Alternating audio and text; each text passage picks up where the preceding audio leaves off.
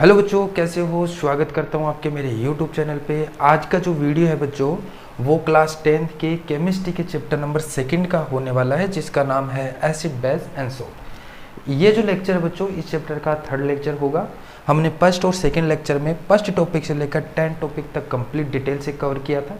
आज का जो लेक्चर है बच्चों, वो 11 टॉपिक से स्टार्ट करेंगे। और 11 टॉपिक कौन सा है? Some salt in daily life use, यानी सम यूजफुल कंपाउंड्स, या सोल्ट भी बोलते हैं। सोल्ट के बारे में पढ़ना आपको, डेली लाइफ यूज, यानी कुछ सोल्ट दे रखे हैं। कितने प्रकार के सोल्ट दे रखे हैं बच्चों इस चैप्टर में? 6 टाइप के सोल्ट दे रखे हैं। कौन कौन से दे रखे हैं? पहला दे रखा है सोडियम क्लोराइड, जिसका मोलिकुलर फॉर्मूला होता है NaCl। और आपको बता दो बच्चों, प्रत्येक सोल्ट में आपको 2 चीज़ें पढ़नी होती है। क्या क्या? एक तो उस सोल्ट को बनाने की विधि, यानी उस सोल्ट को कैसे बनाया जाता है, और दूसरा आपको पढ़ना है यूज। ठीक है, तो पहला सोल्ट दे रखा है बच्चों सोडियम क्लोराइड। अब सोल्ट से आप परिचित होंगे, बता देता हूँ सोल्ट क्या होते हैं। देखो बच्चों, जब एसिड की रिएक्शन बेस के साथ होती है, तो जो प्रोडक्ट के रूप में जो कंपाउंड बनता है उसी को कहते हैं सोल्ट, और साथ में वाटर निकलता है। ठीक है, जब एसिड की रिएक्शन बेस के साथ होती है तो प्रोडक्ट के रूप में सोल्ट निकलता है। ठीक है, इसी को हम सोल्ट कहते हैं। इस रिएक्शन को हम न्यूट्रलाइजेशन रिएक्शन भी कहते हैं।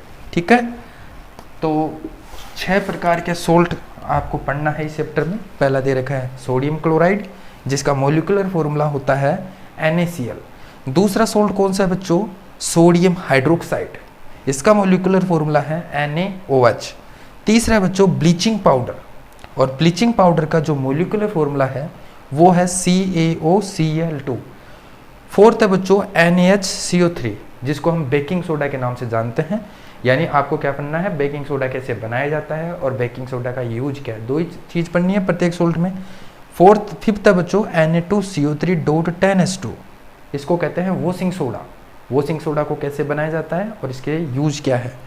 और लास्ट सोल्ट है बच्चों CSO4.हेमीहाइड्रेट, या इसको हम प्लास्टर ऑफ पेरिस के नाम से जानते हैं। प्लास्टर ऑफ पेरिस को कैसे बनाया जाता है और इसके यूज क्या है।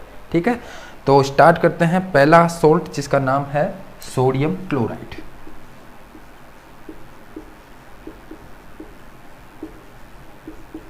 देखो, इसमें से क्वेश्चन पूछा जाता है, और इसका मोलिकुलर फॉर्मूला क्या होता है? NaCl। देखो, इसमें से क्या क्वेश्चन पूछेगा आपको, या ये बड़ा क्वेश्चन पूछ सकता है इसमें से। जैसे आपको 3 सोल्ट दे देगा, कहेगा कि इनमें 2 को बनाने की विधि और यूज लिखिए। 2 को आप अपनी चॉइस के अकॉर्डिंग 2 को बनाने की विधि और यूज लिख सकते हो। या इनमें से एक छोटा क्वेश्चन पूछ सकता है। किस में पूछेगा? यूज में पूछेगा। जैसे कोई अलग अलग सोल्ट के अलग अलग यूज होते हैं, तो क्वेश्चन पूछ लेगा 1 नंबर का, आधा नंबर का, कि ये सोल्ट का यूज किस में किया जाता है। अभी आपको बताऊंगा। यूज आपको पढ़ के जाना है, प्रत्येक चीज़ आपको पढ़ के जानी है। ठीक है, और हर टॉपिक में प्रत्येक चीज़ पढ़ के जानी है आपको। ठीक है, तो देखो पहला सोल्ट है बच्चों सोडियम क्लोराइड। अब आपको बता देता हूँ कि इसका जो pH होता है, इसका pH 7 होता है।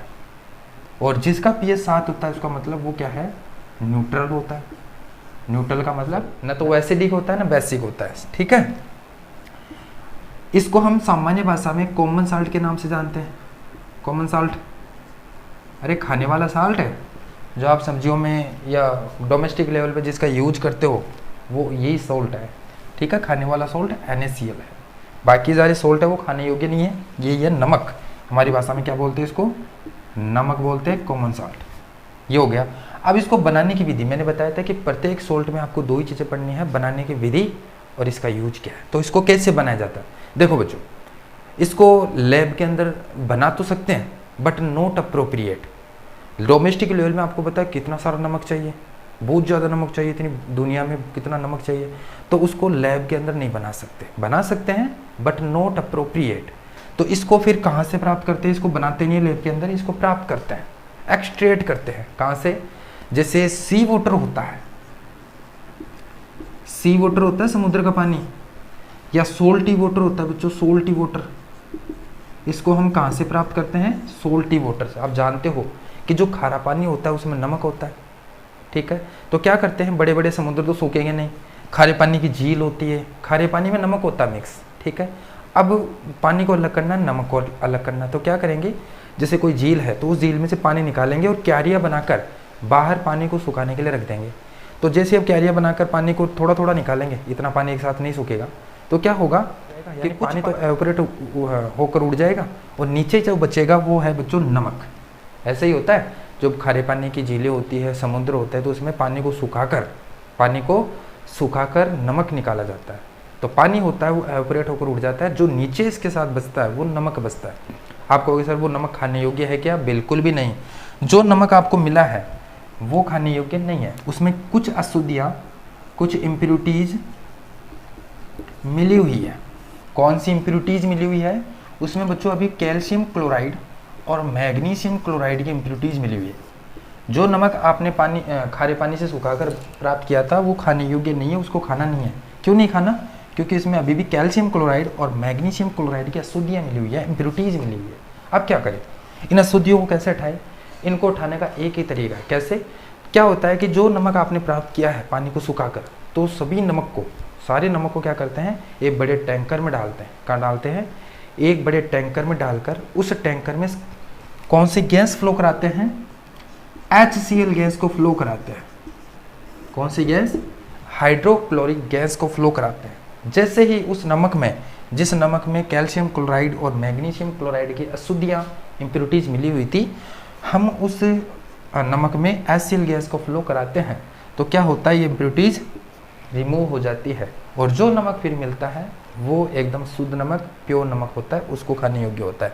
तो आपने देखा कि नमक कैसे प्राप्त किया जाता है, कैसे बनाया तो नहीं जाता, बना सकते हैं, लैब के अंदर बना भी सकते हैं, लेकिन इतना इम्पोर्टेंस नहीं है उसका। ठीक है, तो इसको एक्सट्रैक्ट किया जाता है। तो ये हो गया बच्चों पहला बनाने की विधि। अब इसका यूज क्या है?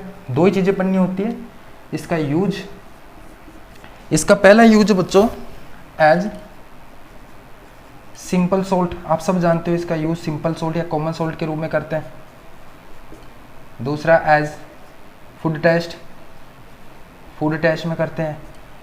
तीसरा है इन मैड, क्या बनाने में करते हैं? NaHCO3, क्या नाम है इसका? Baking soda. क्या नाम है बच्चों इसका? Baking soda. दूसरा NaOH, क्या नाम है इसका? इसका नाम है बच्चों कास्टिक सोडा। ठीक है, और ले लो अपना Na2CO3, क्या नाम है इसका? Sodium carbonate. तो देखो बच्चों, नमक का यूज हम बेकिंग सोडा बनाने में करते हैं, यानी बेकिंग सोडा होता है वो नमक से ही बनता है। अभी हम इस टॉपिक में आएंगे ना, बेकिंग सोडा भी दे रखा है, देखो बच्चों 4th वाला टॉपिक बेकिंग सोडा, और ये बेकिंग सोडा किससे बनता है? नमक से ही बनता है। दूसरा देखो NaOH, यानी हम ऐसे कह सकते हैं कि इस सोल्ट से अदर सोल्ट भी बनाया जाता है। जैसे एक सोल्ट ये बनाया जाता है, ये भी तो सोल्ट है, बेकिंग पाउडर या सॉरी बेकिंग सोडा। एक है NaOH कास्टिक सोडा, अगला वाला टॉपिक ही है। NaOH यानी सोडियम हाइड्रोक्साइड, अगला वाला टॉपिक ही है। तो देखो आपने देखा कि NaOH होता है वो नमक से बनाया जाता है। कैसे बनाया जाता है अभी सीखेंगे आगे। और अगला है बच्चों लास्ट वाला Na2CO3। अब देखो आपने देखा होगा Na2CO3 अगर इसके 10H2O लगा दे तो वॉशिंग सोडा बन जाता है। क्या बन जाता है? वॉशिंग सोडा बन जाता है। तो आपने देखा कि baking soda, NaOH, sodium carbonate, ये सारे अदर सोल्ट भी बनाए जाते हैं किससे? NaCl से। ठीक है, तो ये हो गया इसका यूज। अगला पढ़ते हैं बच्चों, हमारा जो सोडियम क्लोराइड है ये कंप्लीट हुआ। इसमें से क्वेश्चन कुछ भी पूछ सकता है।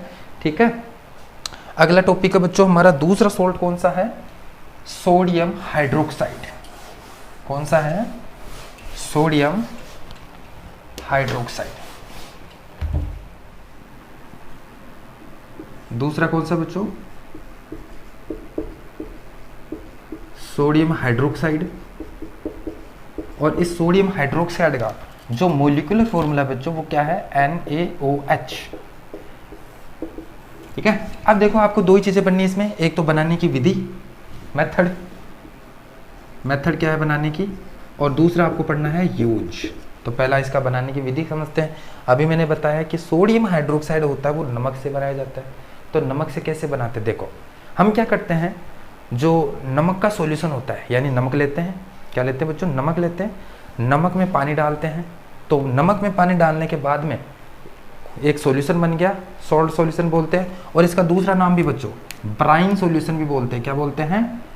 Brine solution. अगर ब्राइन सॉल्यूशन दिख जाए आपको कहीं पे तो आपको घबराना नहीं है, ब्राइन सॉल्यूशन सोल्ट सॉल्यूशन ही होता है। पानी के अंदर क्या डाल दो, नमक डाल दो, तो उसको हम सोल्ट सॉल्यूशन भी बोल सकते हैं, ब्राइन सॉल्यूशन भी बोल सकते हैं। ठीक है, तो क्या करते हैं, सोल्ट में पानी डालकर हमने क्या बनाया, ब्राइन सॉल्यूशन बनाया। फिर इस ब्राइन सॉल्यूशन के अंदर हम इलेक्ट्रिसिटी फ्लो कराते हैं। क्या फ्लो कराते हैं बच्चों, इलेक्ट्रिसिटी फ्लो कराते हैं। तो जैसे हम इलेक्ट्रिसिटी फ्लो कराते हैं तो हमको कैथोड के साइड में इलेक्ट्रोड तो लगाएंगे ना उसमें, अभी डिटेल से बताऊंगा कैसे। तो जैसे हम ब्राइन सॉल्यूशन के अंदर 2 इलेक्ट्रोड लगाकर उसमें हम क्या करते हैं, इलेक्ट्रिसिटी फ्लो कराते हैं। जैसे इलेक्ट्रिसिटी फ्लो कराएंगे तो कैथोड पर हमें क्या मिलेगा, NaOH मिलेगा। ठीक है, और कैथोड के रूप में कैथोड की साइड हाइड्रोजन गैस निकलेगी और एनोड की साइड क्लोरीन गैस निकलती है। तो ये पूरा सेटअप है। जो मैंने बोला वो लिख देता हूँ एक बार, देखो। व्हेन इलेक्ट्रिक करंट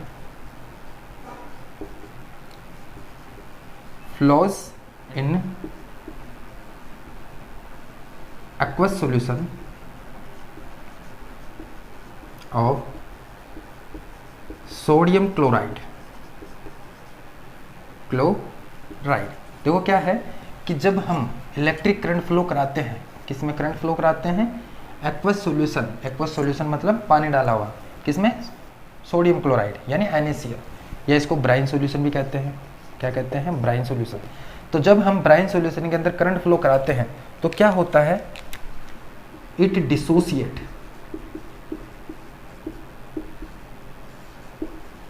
यानी इसके जो मॉलिक्यूल है वो डिसोसिएट हो जाएगा एंड प्रोड्यूसेज सोडियम हाइड्रोक्साइड। क्या बनेगा, सोडियम हाइड्रोक्साइड बनेगा and hydrogen gas liberated in. Hydrogen कौन से इलेक्ट्रोड पर निकलेगी, हाइड्रोजन निकलेगी कैथोड पर, at cathode, and chlorine gas liberated at anode. ये है इसका मतलब। देखो अभी समझते हैं ये क्या कह रहा है। जब इलेक्ट्रिक करंट को हम फ्लो कराते हैं aqueous solution of sodium chloride तो क्या होता है, इसके मॉलिक्यूल डिसोसिएट हो जाते हैं। क्या हो जाते हैं, डिसोसिएट हो जाते हैं मॉलिक्यूल, और क्या प्रोड्यूस करता है, NaOH प्रोड्यूस करता है। ठीक है, और 2 गैस निकलती है, एक निकलती है क्लोरीन गैस और एक निकलती है हाइड्रोजन गैस। तो क्या होगा, जो हाइड्रोजन गैस है वो लिबरेट होगी कैथोड की साइड में, 2 इलेक्ट्रोड लगाएंगे ना, तो कैथोड इलेक्ट्रोड की तरफ हाइड्रोजन गैस निकलेगी और क्लोरीन जो गैस है वो लिबरेट होगी एनोड पर, और जो आपको NaOH मिलेगा ना वो भी कैथोड की साइड में मिलेगा। अभी हम डायग्राम के अकॉर्डिंग समझेंगे। ठीक है, ये तो आपको ये डायग्राम बुक में दे रखा है बच्चों, ध्यान से देख लेना।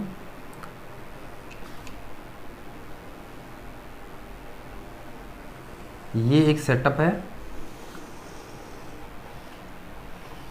देखो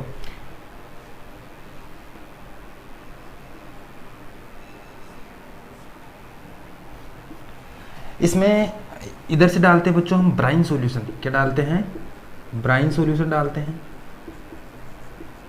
और यहाँ पे हम 2 इलेक्ट्रोड लगाते हैं। ब्राइन सॉल्यूशन का मतलब सोल्ट सॉल्यूशन। यहाँ पे हम लगाते हैं बच्चों 2 इलेक्ट्रोड। ये थोड़ा इधर कर लेते हैं, तो यहाँ पे लगाते हैं इलेक्ट्रोड, तो एक इलेक्ट्रोड यहाँ पे लगा देते हैं, एक इलेक्ट्रोड यहाँ पे लगा देते हैं। ठीक है, ये लगा दिया मैंने इलेक्ट्रोड, इधर लगा दिया मैंने इलेक्ट्रोड। ठीक है, अब देखो बच्चों इस इलेक्ट्रोड को हम बैटरी से जोड़ेंगे, इसको भी बैटरी से जोड़ेंगे और यहाँ पे लगा देते हैं स्विच। ठीक है, और इसको जोड़ेंगे हम, इस इलेक्ट्रोड को जोड़ेंगे प्लस से यानी, और इसको जोड़ेंगे माइनस से। इसको जोड़ेंगे बैटरी के प्लस से और इसको बैटरी के माइनस से जोड़ेंगे, और जिसको हम बैटरी के प्लस से जोड़ते हैं उसको बच्चों एनोड कहा जाता है। क्या कहते हैं, एनोड। और जिसको माइनस से जोड़ते हैं उसको हम क्या कहते हैं, कैथोड कहते हैं। ठीक है, ये तो सेटअप हुआ अभी। अब देखो क्या होगा, इसमें हमने ब्राइन सॉल्यूशन डाल रखा है, इसमें हमने क्या डाल रखा है बच्चों, ब्राइन सॉल्यूशन।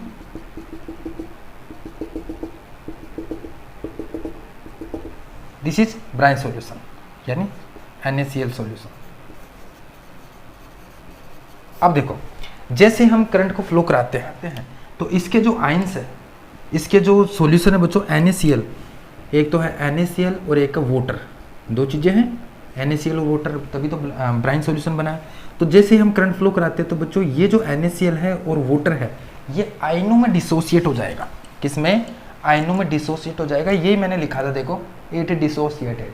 तो आयनों में क्या हो जाएगा? डिसोसिएट मतलब बट जाएगा। कैसे? Na के ऊपर आ जाएगा पॉजिटिव चार्ज, Na के ऊपर आ जाएगा बच्चों पॉजिटिव चार्ज, और क्लोरीन के ऊपर आ जाएगा नेगेटिव चार्ज। ऐसे ये देखो आयनों में डिसोसिएट हो गया पहला। वाटर पे आओ, वाटर भी आयनों में डिसोसिएट हो जाएगा। H के ऊपर आ जाएगा पॉजिटिव और OH के ऊपर आ जाएगा नेगेटिव। आयनों में डिसोसिएट हो गया, ऐसे हो जाएगा। यहाँ पे Na plus OH minus, Na plus OH minus, Na plus OH minus, बहुत सारे Na प्लस और OH माइनस हो जाएगा। और इधर इस साइड में और भी हो जाएगा H plus OH minus, H plus OH minus, ऐसे आयनों में डिसोसिएट हो गया। ठीक है, अब देखो क्या होगा, आपको बता दूं कि जिसको मैंने पॉजिटिव से जोड़ा है तो इसके ऊपर पॉजिटिव चार्ज होगा ऐसे, जिसको मैंने नेगेटिव से जोड़ा है उसके ऊपर नेगेटिव चार्ज होगा ऐसे। और आपको बता दूं कि पॉजिटिव आयंस होते हैं, ये आयंस है sodium ions, hydroxide ions, hydrogen ions और OH आयंस। ठीक है, अब आपको बता दूं कि जिसके ऊपर पॉजिटिव चार्ज आता है वो इलेक्ट्रॉन डोनेट करता है। जिसके ऊपर पॉजिटिव चार्ज आता है वो इलेक्ट्रॉन डोनेट करता है, यानी इलेक्ट्रॉन डोनेट करने से पॉजिटिव चार्ज आता है। तो सोडियम के ऊपर पॉजिटिव चार्ज कैसे आया? इसने क्या किया, एक इलेक्ट्रॉन डोनेट कर दिया OH को। अब हाइड्रोजन के ऊपर एक इलेक्ट्रॉन Na के ऊपर पॉजिटिव चार्ज कैसे आया? इसने एक इलेक्ट्रॉन डोनेट कर दिया क्लोरीन को। हाइड्रोजन के ऊपर पॉजिटिव चार्ज कैसे आया? इसने एक इलेक्ट्रॉन डोनेट कर दिया हाइड्रोक्साइड को। जिसके ऊपर पॉजिटिव चार्ज आता है मतलब वो इलेक्ट्रॉन डोनेट करता है, और जिसके ऊपर नेगेटिव चार्ज आता है वो इलेक्ट्रॉन रिसीव करता है। तो क्लोरीन ने इलेक्ट्रॉन रिसीव किया है और हाइड्रोक्साइड ने इलेक्ट्रॉन रिसीव किया है। अब देखो, पॉजिटिव चार्ज होता है हमेशा नेगेटिव इलेक्ट्रोड की तरफ अट्रैक्ट होता है। पॉजिटिव हमेशा नेगेटिव की तरफ अट्रैक्ट होता है। तो देखो आपके पास दो पॉजिटिव है, एक तो Na प्लस पॉजिटिव है, एक H प्लस पॉजिटिव है। तो ये प्लस वाले हैं यानी पॉजिटिव चार्ज है, ये हमेशा नेगेटिव की तरफ अट्रैक्ट होंगे। तो आप कहोगे सर एक तो Na प्लस और H प्लस ये दोनों ही अट्रैक्ट होने चाहिए इस नेगेटिव इलेक्ट्रोड की तरफ यानी कैथोड वाले इलेक्ट्रोड की तरफ, बट ऐसा नहीं है। इनमें से एक ही अट्रैक्ट होगा। जो ज़्यादा स्टेबल है वो तो कभी अट्रैक्ट नहीं होगा। जो स्टेबल है अपनी लाइफ में खुश है यार, वो क्यों अट्रैक्ट होगा? अट्रैक्ट वो होगा, अरे अट्रैक्ट नेगेटिव। देखो इसके पास इलेक्ट्रॉन है, इस इलेक्ट्रोड के पास क्या है? इलेक्ट्रॉन। इसने देखो जोश जोश में इलेक्ट्रॉन इसको दे दिया, इसने भी जोश जोश में इलेक्ट्रॉन इसको दे दिया। अब ये बाद में वापस रोने लग गए, इसको इलेक्ट्रॉन वापस चाहिए, तो इलेक्ट्रॉन वापस लेने के लिए किसके पास जाएंगे? नेगेटिव इलेक्ट्रोड की तरफ जाएंगे। अब नेगेटिव इलेक्ट्रोड की तरफ कौन जाएगा? ये या दोनों ही जाएंगे या एक ही जाएगा? एक ही जाएगा। जो एक इलेक्ट्रॉन देकर अपनी लाइफ में खुश है वो कभी वापस इलेक्ट्रॉन लेने के लिए इस इलेक्ट्रोड की तरफ नहीं जाएगा। तो यानी जो स्टेबल है वो कभी इलेक्ट्रॉन लेने नहीं जाएगा। तो इन दोनों में स्टेबल कौन है? इन दोनों में स्टेबल है बच्चों Na प्लस अपनी लाइन में खुश है।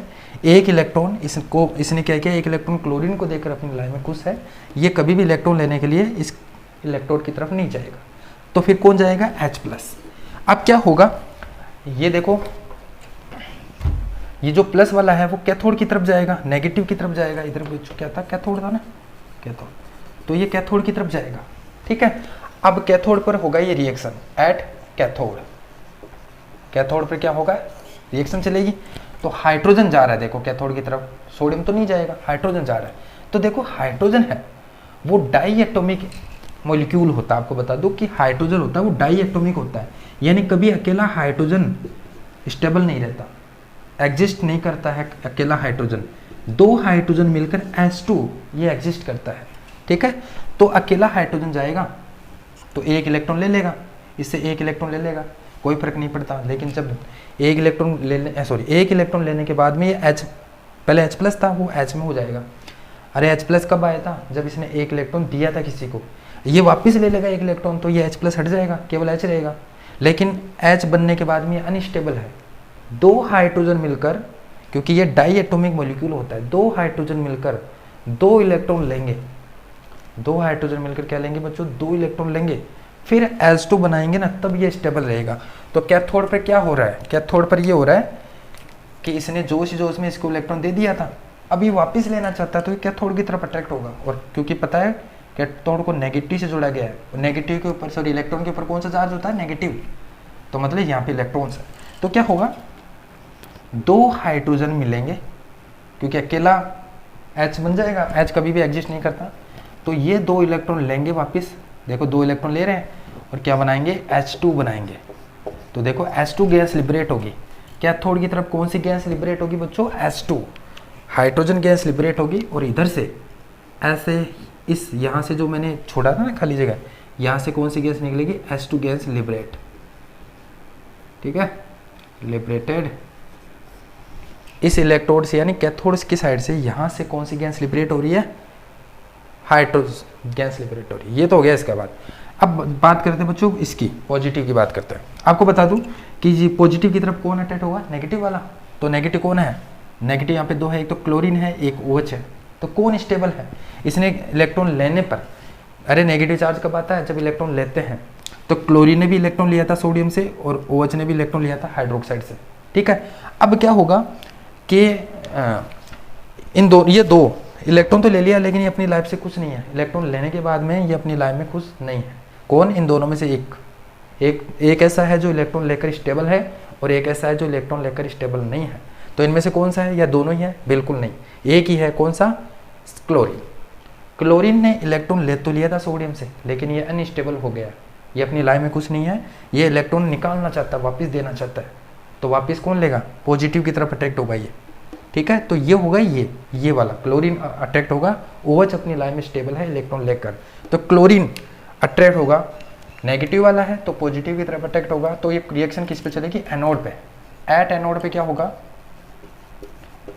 इसने 2 इलेक्ट्रॉन लिया था, सॉरी 1 इलेक्ट्रॉन लिया था, तब नेगेटिव आया था। अब इलेक्ट्रॉन वापस निकालेगा, एक क्लोरीन क्या करेगा, 1 इलेक्ट्रॉन निकाल देगा। अब इसके ऊपर नेगेटिव आया था, ये नहीं आएगा, हट जाएगा। तो आपको बता दूं क्लोरीन में बच्चों डाई एटॉमिक मॉलिक्यूल होता है। डाई का मतलब दो एटम मिलकर एक स्टेबल मॉलिक्यूल बनाता है H2। जैसे H2 इसी प्रकार ये बनेगा Cl2। जैसे क्लोरीन है, इसके ऊपर नेगेटिव चार्ज था, ये 1 इलेक्ट्रॉन निकाल देगा तो Cl बन जाएगा। Cl कभी भी स्टेबल नहीं है यार अकेला, जब 2 Cl मिलकर इसी प्रकार हाइड्रोजन की तरह 2 Cl मिलकर 2 इलेक्ट्रॉन निकालेंगे, तब जाके ये Cl2 गैस निकालेगा, ठीक है। तो ये क्या होगा, इसने 2 इलेक्ट्रॉन लिया था हाइड्रोजन ने, ये 2 इलेक्ट्रॉन निकालेगा, तो क्या होगा, 2 Cl नेगेटिव Cl2 में बढ़ जाएगा जब ये 2 इलेक्ट्रॉन निकाल देगा। इसने देखो 2 इलेक्ट्रॉन ले लिया, और ये देखो 2 इलेक्ट्रॉन निकाल दिया, Cl2 में बढ़ जाएगा। ये हो गया एनोड पर, और ये हो गया कैथोड पर। तो एनोड पर कौन सी गैस निकल रही है बच्चों, इधर निकल रही है क्लोरीन गैस। कौन सी गैस, क्लोरीन गैस निकल रही है। अब देखो Cl चला गया एनोड की तरफ, और ये हाइड्रोजन चला गया कैथोड की तरफ, बचा क्या, ये बचा Na+OH। ये आपस में जुड़ जाएंगे और क्या बनाएंगे, NaOH बनाएंगे। क्या बनाएंगे बच्चों, NaOH बनाएंगे। आई बात समझ में, NaOH ऐसे बनता है। तो इसकी ओवरऑल रिएक्शन लिख देता हूं, कंप्लीट रिएक्शन क्या होगी, ऐसे होगा, NaCl था, ठीक है, ये वाटर के साथ रिएक्ट करेगा। इसके अंदर हमने क्या डाली, इलेक्ट्रिसिटी डाली थी, ऐसे तो किया था। नेट रिएक्शन लिख रहा हूँ मैं, नेट मतलब टोटल रिएक्शन। इलेक्ट्रिसिटी डाली, जैसे इलेक्ट्रिसिटी डाली तो आयनों में डिसोसिएट हो गया। क्लोरीन गैस निकलेगी कहाँ पे बताओ बच्चों, क्लोरीन निकलेगी एनोड पर, प्लस हाइड्रोजन गैस निकलेगी, हाइड्रोजन कितनी निकलेगी कैथोड पर, ये रही, और साथ में बनेगा NaOH। NaOH बन गया, और NaOH देखो इधर से निकलेगा, इधर से आपने ब्राइन सॉल्यूशन डाला था, उधर से निकलेगा NaOH। और NaOH किधर निकल रहा है बच्चों, कैथोड के पास से निकल रहा है, कैथोड से पास से निकलता है NaOH। ये है ओवरऑल रिएक्शन। आई बस में, चलो आप क्वेश्चन बताओ, एट एनोड पर क्या हुआ था, एनोड पर क्लोरीन निकल रही थी, तो क्लोरीन ने क्या किया, 2 इलेक्ट्रॉन वापस निकाल दिया, 2 इलेक्ट्रॉन निकाल कर क्या बनाएगा ये Cl2। और एट कैथोड पर क्या हुआ था बताओ, देखा, 2 हाइड्रोजन मिलकर 2 इलेक्ट्रॉन ले लेंगे और क्या बनाएंगे, हाइड्रोजन गैस निकालेंगे। इस प्रकार ये रिएक्शन होती है, और NaOH आपको नियर कैथोड पे मिलेगा। आई बात समझ में। तो ये इस प्रकार होता है। इसके यूज पर बच्चों पढ़ लेते हैं, इसका यूज क्या है। आपको पूरा डिटेल से पता होना चाहिए, रटते नहीं हम किसी चीज़ को, डिटेल से पता होना चाहिए। आई बात समझे। इसके यूज क्या है, पहला यूज है मैन्युफैक्चर। क्या मैन्युफैक्चर करने में, सॉप, अरे साबुन बनाने में इसका यूज करते हैं, पेपर बनाने में इसका यूज करते हैं, सिल्क इंडस्ट्री में इसका यूज करते हैं, ठीक है, सिल्क इंडस्ट्री में इसका यूज करते हैं, साबुन बनाने में करते हैं। दूसरा है पेट्रोलियम, पेट्रोलियम रिफाइनिंग में करते हैं इसका यूज। किस में करते हैं, पेट्रोलियम रिफाइनिंग में इसका यूज करते हैं। अगला यूज इसका करते हैं manufacturing of fats and oils, यानी ऑयल्स और फैट बनाने में भी इसका यूज करते हैं। पहला यूज किसका, साबुन बनाने में, पेपर बनाने में, सिल्क बनाने में करते हैं एनिमल्स का यूज। दूसरा करते हैं पेट्रोलियम रिफाइनिंग में इसका यूज करते हैं। तीसरा इसका है manufacturing of fats and oils में करते हैं। फोर्थ यूज इसका है as the laboratory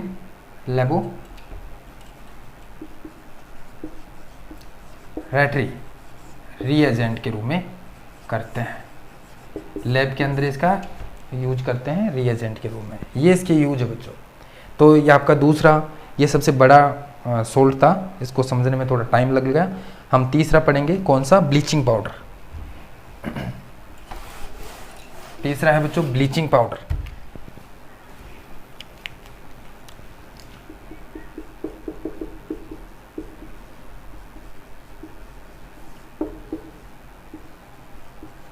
bleaching powder का फॉर्मूला क्या होता है, CaOCl2, ठीक है। इसको कैसे बनाया जाता है, इसको देखो कैसे बनाया जाता है। इट इज प्रोड्यूस्ड या produces by flowing chlorine gas in lime water. Lime water के अंदर बच्चों, लाइम वाटर का फॉर्मूला क्या होता है, CaOH का होल ट्वाइस। लाइम वाटर होता है चूने का पानी। चूने के पानी के अंदर हम क्या करते हैं, क्लोरीन गैस को फ्लो कराते हैं। तो क्लोरीन गैस को फ्लो कराएंगे चूने के पानी में, तो आपको क्या मिलेगा, लाइम वाटर, ब्लीचिंग पाउडर मिलेगा। चलो रिएक्शन देखते हैं। चूने का पानी लिख देते हैं, ये लाइम वाटर बोलते हैं इसको, या इसको दूसरा नाम भी है स्लैग्ड लाइम। क्या बोलते हैं बच्चों, स्लैग्ड लाइम भी बोलते हैं। स्लैग्ड लाइम के अंदर, इसके अंदर हम क्लोरीन गैस को फ्लो कराते हैं, तो क्या होगा, देखो बच्चों, यहाँ पे है CaOH का होल ट्वाइस, इसका मतलब O2H2, ऐसे ही है, O 2 बार है, H 2 बार है, और साथ में Cl2 है ऐसे। अब क्या होगा, Ca यहाँ पे 2 O है, तो एक O इसके साथ जुड़ेगा, CaO और Cl2। CaO यहाँ पे देखो 2 होते, एक O इधर चला गया, एक ही बचा, CaOCl2, ये जुड़ गया, और क्या बचा, क्या, H2, ये मिलकर H2 बनाएगा। तो क्या बनाएगा, CaOCl2, साथ में क्या निकलेगा, वाटर निकलेगा। समझ गए। ये इसमें ज़्यादा माथापच्ची नहीं है, माथापच्ची तो उसमें थी दूसरे वाले में, इसमें एकदम सिंपल है। तो इसका यूज़ देख लो बच्चों, यही है इसका पहला।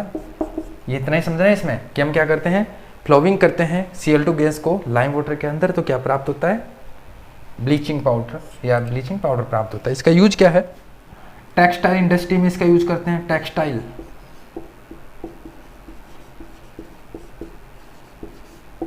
इंडस्ट्री में, वस्त्र उद्योग में, ठीक है, वस्त्र उद्योग में या कपड़े बनाने में, कपड़े में उसका यूज करते हैं। इन पेपर इंडस्ट्री, पेपर इंडस्ट्री में भी इसका यूज करते हैं, पेपर इंडस्ट्री में इसका यूज करते हैं। तीसरा यूज क्या है, as an oxidising agent in many chemical industry.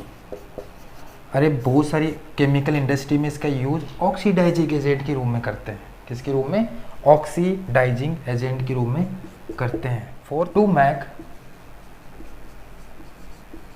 Drinking water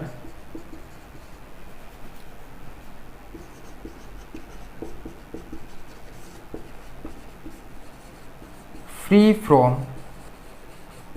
germs, यानी जो पीने वाला पानी होता है उसमें अगर जम्स है, क्या है बच्चों, जम्स है, तो क्या करेंगे उसमें ये ब्लीचिंग पाउडर डाल देंगे ना, तो वो वाटर जम्स फ्री हो जाएगा। कैसा हो जाएगा, जम्स फ्री, यानी जम्स को मारने में इसका यूज किया जाता है। समझ गए होंगे, ये 4 इसके यूज है। और बनाना आपने सीख ही लिया कि हम क्या करते हैं, कैल्शियम हाइड्रोक्साइड यानी लाइम वाटर या स्लेक्ट लाइम के अंदर क्लोरीन गैस को फ्लो कराते हैं तो आपको क्या मिलता है, ब्लीचिंग पाउडर मिलता है। और इसका यूज टेक्सटाइल यानी वस्त्र उद्योग में करते हैं, कपड़े बनाने में, पेपर इंडस्ट्री में इसका यूज करते हैं, बड़ी बड़ी कंपनियां होती है केमिकल इंडस्ट्री, उसमें हम ऑक्सीडाइजिंग एजेंट के रूप में इसका यूज करते हैं। और फोर्थ वाला है to make drinking water free from germs, यानी जम्स से फ्री करने में इसका यूज करते हैं, यानी जम्स को मारने में पानी के अंदर उसका यूज करते हैं। आई बात समझ में। इसके बाद में बच्चों हमारा फोर्थ वाला जो सोल्ट है वो कौन सा है, फोर्थ है बच्चों हमारा NaH या बेकिंग सोडा, बेकिंग सोडा। और बेकिंग सोडा का फॉर्मूला क्या होता है बच्चों, NaHCO3, इसका फॉर्मूला होता है। बनाने की विधि समझते हैं, मेथड क्या है।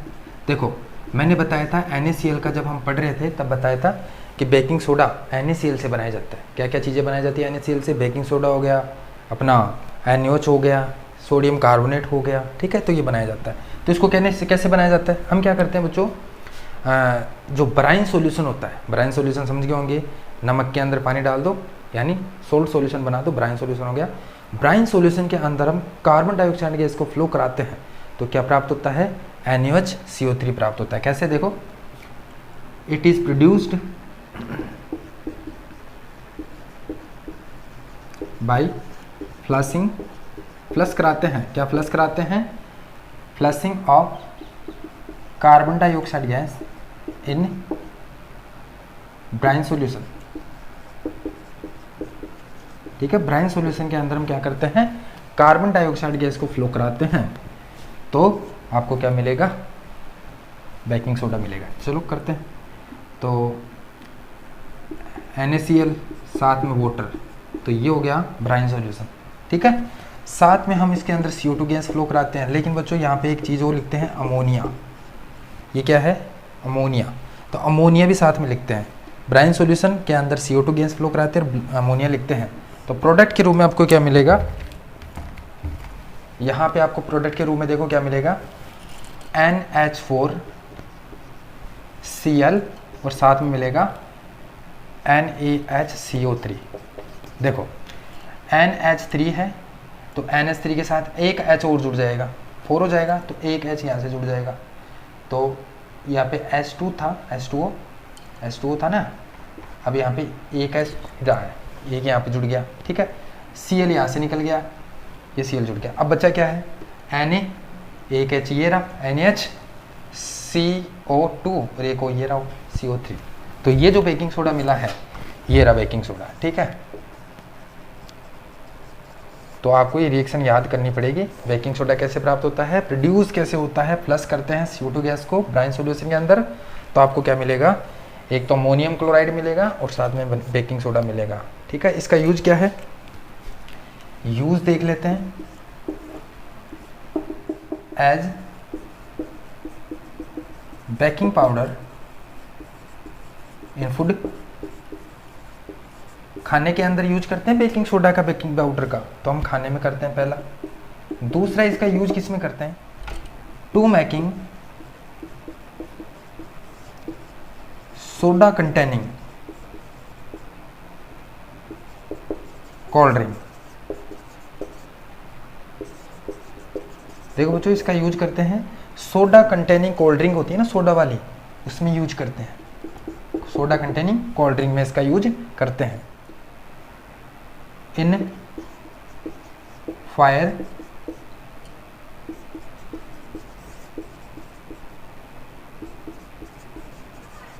फायर एक्सटिंग्विशर में इसका यूज करते हैं। अरे जो आग बुझाने वाला आता है ना वो फायर एक्सटिंग्विशर, उसमें यूज करते हैं किसका, इसका NaCO3 का, बेकिंग सोडा का, ठीक है। फोर्थ बच्चों ऊपर लिखना पड़ेगा, ये थोड़ा बड़ा आ गया। फोर्थ देखो,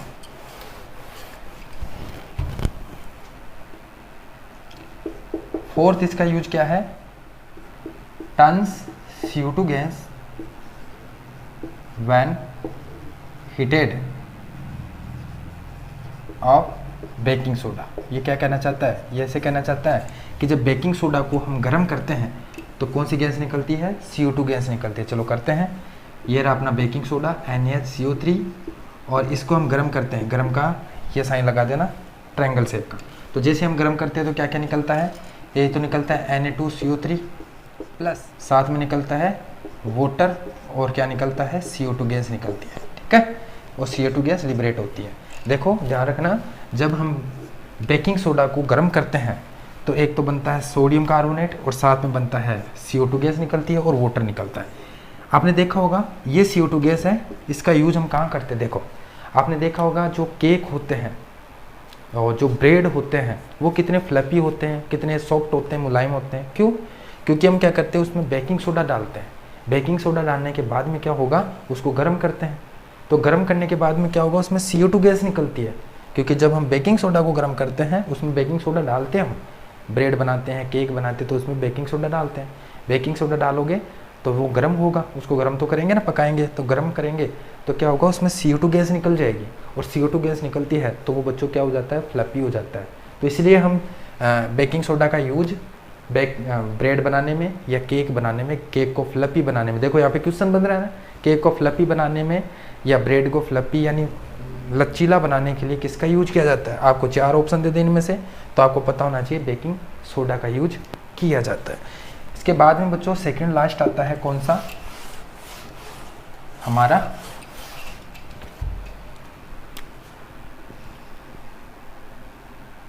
फिफ्थ वाला आता है Na2CO3.10H2।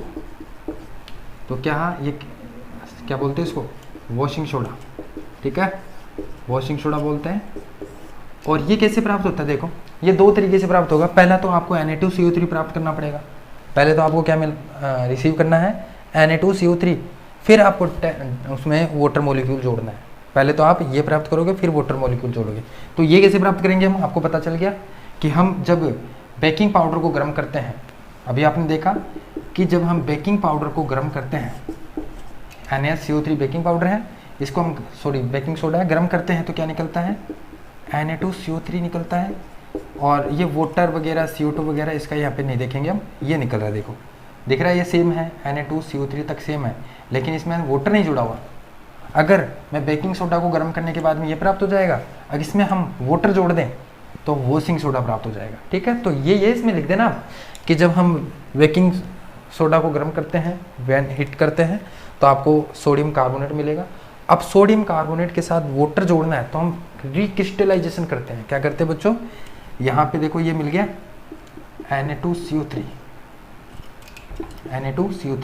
तो ये 10 वाटर के मॉलिक्यूल कैसे जोड़ेंगे, हम क्रिस्टलाइजेशन करेंगे। क्या करते हैं बच्चों, क्रिस्टलाइजेशन। अब ये क्रिस्टलाइजेशन क्या होता है, वाटर मॉलिक्यूल को जोड़ने की जो प्रोसेस होती है उसको क्रिस्टलाइजेशन बोलते हैं। तो कितने मॉलिक्यूल का करेंगे, 10 वाटर मॉलिक्यूल का क्रिस्टलाइजेशन करेंगे तो क्या मिल जाएगा आपको, .10H2। यानी यहाँ पे बच्चों क्रिस्टलाइजेशन कितने का करेंगे, 10 वाटर के मॉलिक्यूल का क्रिस्टलाइजेशन करेंगे। ठीक है, क्रिस्टलाइजेशन यानी 10 वाटर के मॉलिक्यूल जोड़ेंगे। तो 10 वाटर के मॉलिक्यूल जोड़ेंगे तो आपको क्या मिल जाएगा, ये मिल जाएगा। पहले देखो प्लस था, अब प्लस नहीं है, जुड़ चुका है। तो ये मिल गया आपको वॉशिंग सोडा। क्या मिल गया, वॉशिंग सोडा मिल गया है। चलो यूज़ देखते हैं। पहला इसका यूज क्या है, ग्लास बनाने में, ग्लास में इसका यूज करते हैं, सोप में इसका यूज करते हैं। ठीक है, एंड पेपर इंडस्ट्री में इसका यूज करते हैं, यानी सोप बनाने में इसका यूज करते हैं, पेपर इंडस्ट्री में इसका यूज करते हैं। दूसरा देखो इसका सोडियम कंपाउंड है, सोडियम कंपाउंड्स को मैन्युफैक्चर करने में इसका यूज करते हैं, जैसे बोरेक्स। देखो बच्चों बोरेक्स एक सोडियम कंपाउंड होता है, एक बड़ा कंपाउंड होता है सोडियम कंपाउंड बोरेक्स। उस बोरेक्स का यूज यानी बोरेक्स का जो मैन्युफैक्चर है वो किससे किया जाता है, वॉशिंग सोडा से किया जाता है। ये क्वेश्चन आ सकता है कि सोडियम कंपाउंड जैसे बोरेक्स का जो मैन्युफैक्चर है वो कौन से सोल्ट से किया जाता है, तो आपको पता होना चाहिए वो बोरेक्स से किया जाता है। तीसरा है ये क्लीनिंग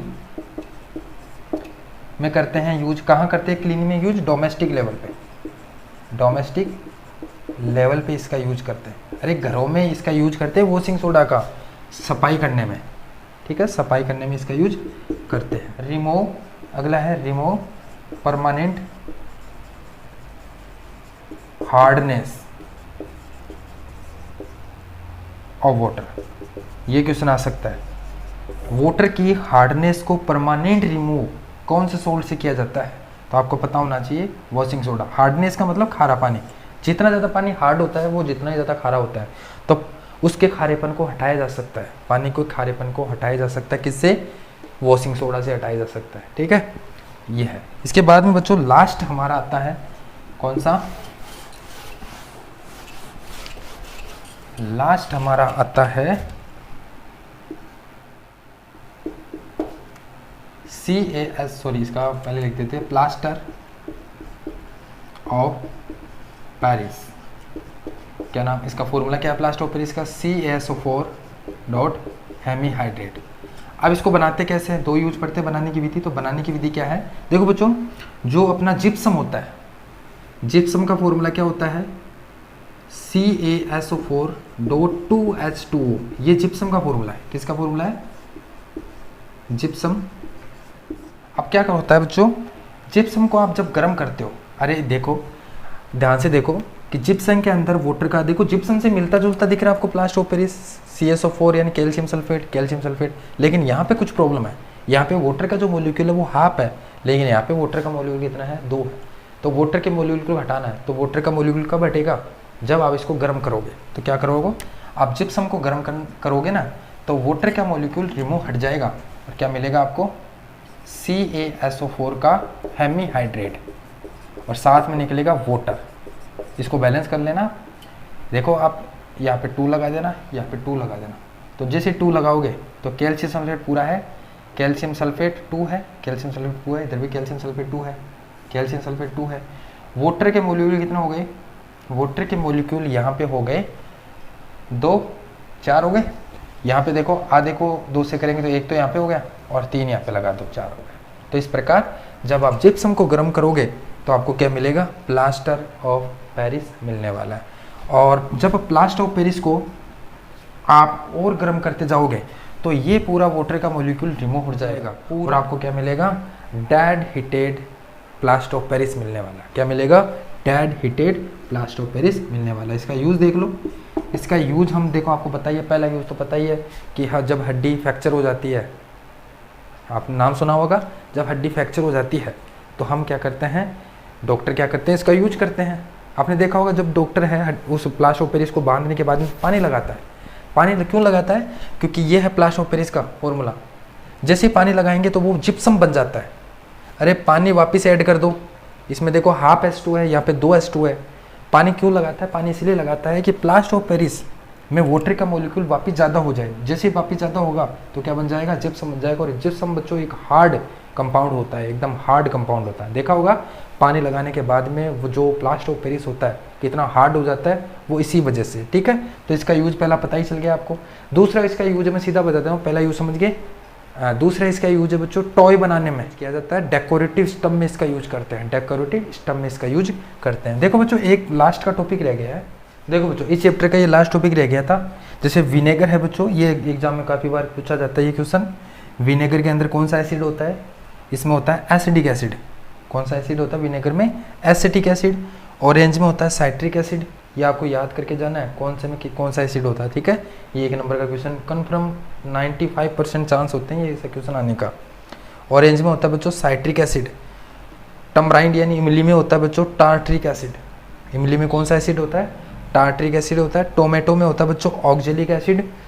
श्योर मिल्क यानी दही में, श्योर मिल्क यानी दही में कौन सा एसिड होता है बच्चों? Lactic acid. लेमन में होता है साइट्रिक एसिड। देखो ऑरेंज और लेमन में दोनों एक ही होता है साइट्रिक एसिड।